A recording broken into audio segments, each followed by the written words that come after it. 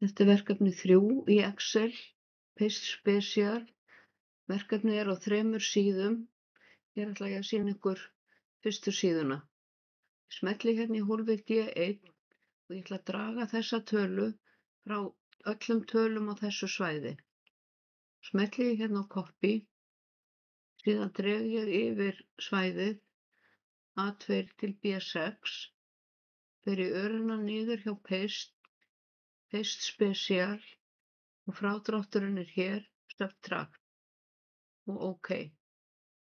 Þá er ég búin að draga þessa tölu frá öllum tölum á þessu svæði og útlitið fylgir tölunum. Ef ég vil ekki láta útlitið fylgja, láta það vera bara svona svart, ekki grænt eins og hér, þá þarf ég að haka fyrst við Paste Values og velja síðan reikniaðgerðina. Og þið gerið næstu atriði hérna á sama hátt, nema hér þurfið að bæta við, þá veljið þið add í staðinn fyrir subtract.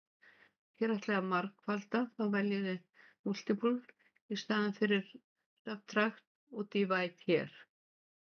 Sýnishorn af fullunnu verkefni er á síðunni johanna.is. Þá sjáið þið hvort þið hafi verið að gera rétt. Þessar tölur verða appelsínugular, þessar fjólubláar og þessar bláar ef þið ætlið að láta útlitið fylgja tölunum.